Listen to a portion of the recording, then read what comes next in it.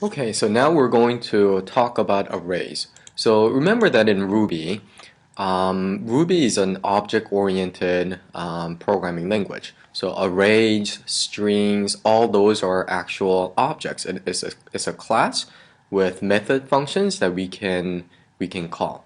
So go ahead. You're going to be using this quite a bit. So here I'm going to be typing array because we're looking for information about class array. And you can tell that there are tons of methods that are part of this array function. So you don't need to know all of these. Just know that when you need to do something with the array and you don't quite know how to do it with the functions that you know of, you can come here and read it through and find the functions that you need.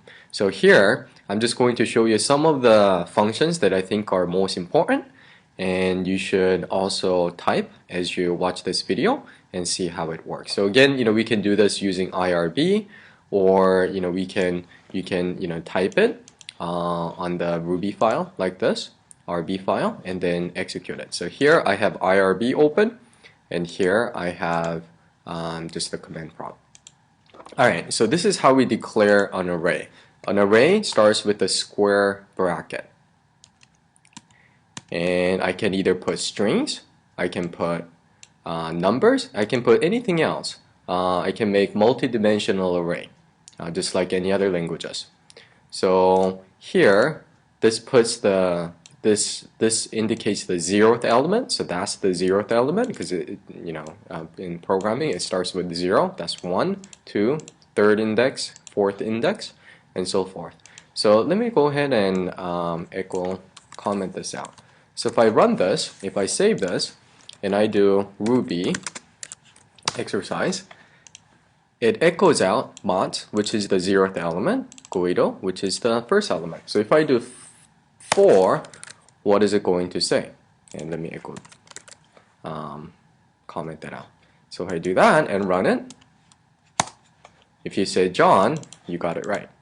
Okay, so I can indicate which element. I'm looking at the 4th element, the index number 4. So that's 0, 1, 2, 3, 4, and it echoes out 4.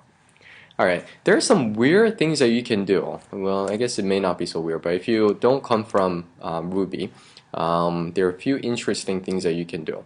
So I can actually do A plus B, and it just combines this array and that array and returns a new array that has all of the elements. So let's do that. Okay.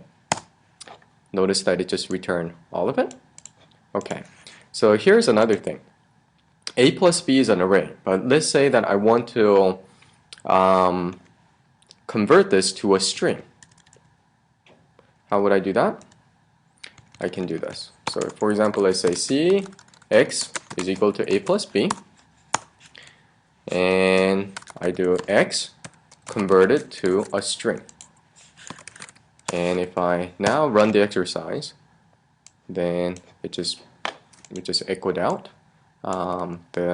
It converted this as a string, and you can tell that it combined both this and that. Okay, so let's do this. So let's say I have Dojo, and then I have number 9 in this array. And what I want to do is I want to first combine A to B, A and B. So I want to do plus, and I actually want to subtract C. So if there is a word Dojo, then in A to B, A plus B, I want to remove it. If there is 9, I want to remove it. Okay, so let's see how it works. So if I do that and run this, notice that it took out Dojo, it removed it, subtracted it, and also removed this value. So it's not,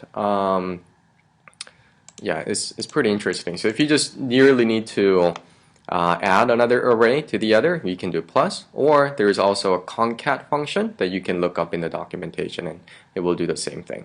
Okay, mention that every object, all of these are just objects, so they belong to a class.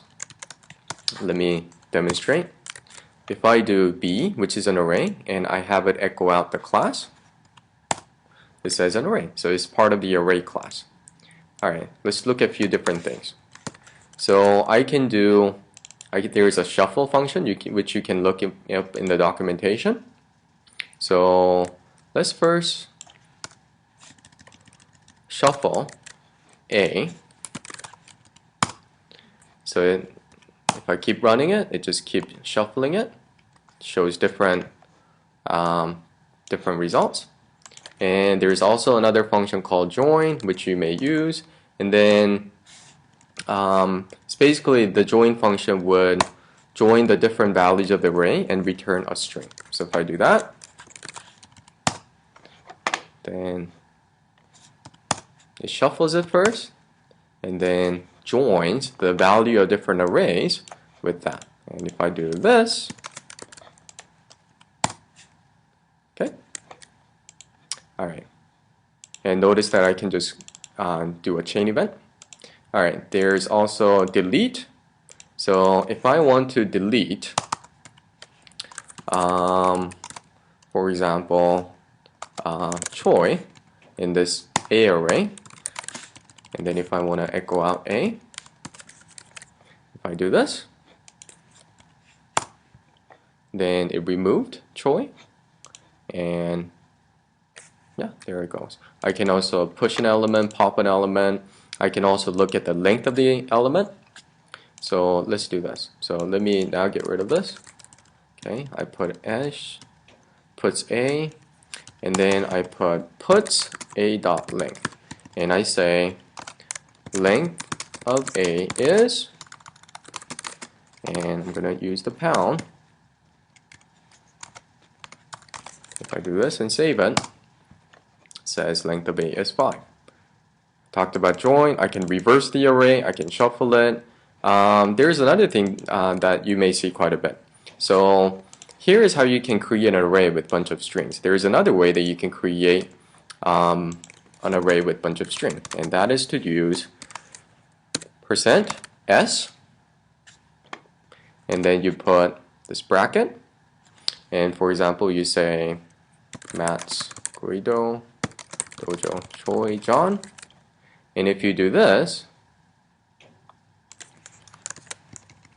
that's basically the same thing as declaring the array as above. So if you ever see this %w, just know that, you know, wherever there is a space, it just assumes that you're creating a new value for the array and move on. So again, string has tons of different functions. Well, array has a lot of different functions. You don't have to know every single one of them. Some of these functions appear throughout different classes, and each one is each is going to be used quite a bit, but we're going to talk about that in the iterator section. Include, that's also another great one that you're going to see repeated in other classes as well. Reject is a great one that we're going to talk about. Select is a great one, but just know the ones that we have